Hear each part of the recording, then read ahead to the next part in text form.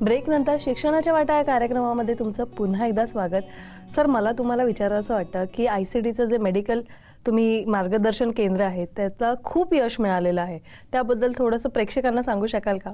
जरूर. अगदी आज अभिमानाने मी सगळ्यांसमोर हे सांगू इच्छितो की ICD म्हणजे मेडिकल आणि मेडिकल म्हणजे ICD हे 1999 पासून CET राज्यात आली आणि हे सूत्र सुरू झालं.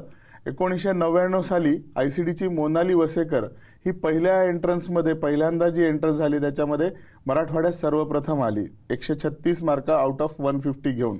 आउट ऑफ 150 136 मार्क्स तिने मिळवले होते. त्यानंतर 2001 साली आमचा कुणाल खेमनार हा ICDचा टॉपर होता. NT1 कॅटेगरीत तो राज्यात सर्वप्रथम होता. त्यांनी पुढे KEM मधून मेडिकलचं शिक्षण पूर्ण केल्यावर तो आता IAS झालेला आहे. हे मला अभिमानाने आज इथे उल्लेख करावा वाटतो. यावर्षी आमचा तो प्रमुख पाहुणा पण होता. आता तो कोल्हापूरला आहे. त्यानंतर 2008 साली ICDची प्राजक्ता पाटील हिने 198 मार्क्स आउट ऑफ 200 198 मार्क्स घेऊन राज्यात मुलींमध्ये सर्वप्रथम येण्याचा मान मिळवला आणि सरांचं राज्यात पहिलं येण्याचं ICD स्टुडंट स्वप्न पूर्ण केलं. तेच स्वप्न परत 2009 साली ICDची क्रॅश कोर्सची विद्यार्थिनी मिताली गोलेच्छा हिने सुद्धा 198 मार्क्स घेऊन आम्हाला खूप मोठं यश दिलं. आणि मला पुढचा आनंदाची गोष्ट सांगायची की नीटबद्दल गोंधळ झाला, संभ्रम झाला, सगळं ठीक आहे, पण 2013ला ऑलरेडी महाराष्ट्र राज्याच्या मुलांनी नीट परीक्षा दिलेली आहे आणि 2011 पासूनच आपले पाठ्यपुस्तक सगळे महाराष्ट्राचे हे CBSEच्या धर्तीवर बदलण्यात आले आहे 2011-12 पासून.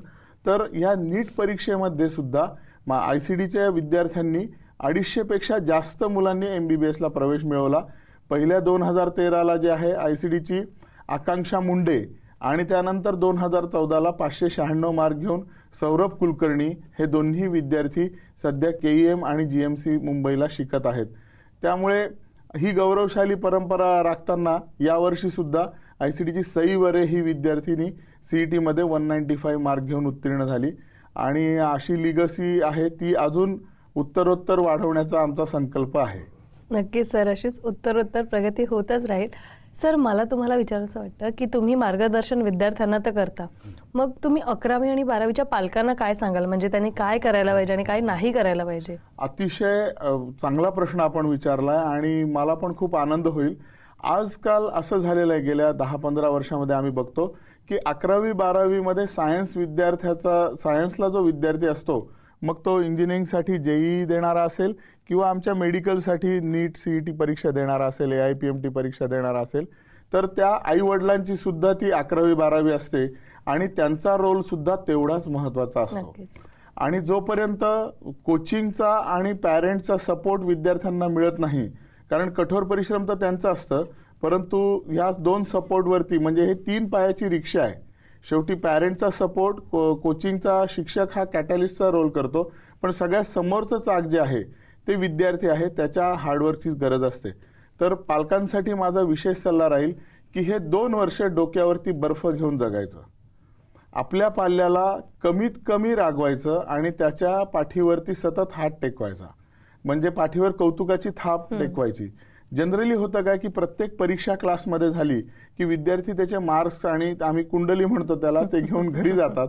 तर पहिला प्रश्न घरी विचारला जातो की टॉपर कोण आहे, मग तुझ्यामध्ये मार्कामध्ये त्याच्या मार्कामध्ये फरक किती आहे आणि मग का बरं तू परफॉर्म करत नाही, आम्ही सगळ्या सुविधा देतो. हा अत्यंत चुकीचा अप्रोच आहे. यामुळे विद्यार्थी मेहनत करूनही यश नाही आलं तर डिप्रेशनमध्ये जातात किंवा मग थोडंसं अभ्यासाकडे दुर्लक्ष करू लागतात. ह्याऐवजी आपण विद्यार्थ्याशी संवाद साधून त्याच्या पाठीवर हात ठेवून त्याला एनकरेज केलं पाहिजे आणि पहिले त्यांनी जे काही मार्क घेतले असतील त्याबद्दल त्याचं अभिनंदन करायला शिकलं पाहिजे. असं पालकांनी केल्यावर खरंच ते विद्यार्थी जोमाने अजून कामाला लागतील आणि त्याला याच्या पुढच्या परीक्षेमध्ये अजून मेहनत कर, काही हरकत नाही, आपला गॅप आहे पण तो आपण भरून काढू आणि यू कॅन डू. म्हणजे सतत 2 वर्ष पॉझिटिव्ह आणि पॉझिटिव्हच बोलणं अत्यंत आवश्यक आहे पालकांनी. त्याचबरोबर बऱ्याचशा मुलं आणि पालकांमध्ये संवाद नसतो. बऱ्याचदा आम्ही क्लासमध्ये बऱ्याच अनाउन्समेंट करतो, बऱ्याच सूचना करतो, ही परीक्षा आली आहे, हा फॉर्म भरायचा आहे, हे बरेच निरोप घरी जात नाही, कारण मुलांमध्ये आणि पालकांमध्ये आजकाल संवाद नाहीये आणि पालकांनी ह्याची खूप काळजी घ्यायची आहे. जनरली रात्रीचं जेवण एकत्र घ्यावं असा माझा सल्ला राहील. आणि आपल्या मुलांनी स्वतःहून शेअरिंग केलं पाहिजे. आज वर्गात काय झालं, कोणत्या शिक्षकांनी शिकवलं, कोणते सर मला आवडतात, कोण शिक्षक किती चांगलं शिकवतो, कोणाचं आवडलं नाही, काही तक्रारी असतील, काही त्यांच्या मनातला अडचणी असतील, या सगळ्या त्यांनी शेअर केल्या पाहिजे. ह्या जर गोष्टी घडल्या तर मुलं 100% पालकांना अपेक्षित रिझल्ट देतील आणि पालकांचे सुद्धा 11वी-12वी यशस्वीपणे कंप्लीट होईल. नक्कीच सर, खूप मोलाचं असं मार्गदर्शन केलंय तुम्ही, कारण सर विद्यार्थ्याच्या यशात पालकाचाही तेवढाच वाटा असतो. खरं तर मला अजूनही तुम्हाला काही प्रश्न विचारायचे होते, पण आपल्याकडे वेळेचं बंधन आहे. तुम्ही इथे आलात, आमच्याशी एवढं बोललात, त्यासाठी धन्यवाद. धन्यवाद. वेळेअभावी शिक्षणाच्या वाटा या कार्यक्रमामध्ये आपल्याला इथेच थांबावं लागत आहे, पण पुन्हा भेटणार आहोत फक्त नवीन विषय व नवीन पाहुण्यांसोबत. तोपर्यंत नमस्कार.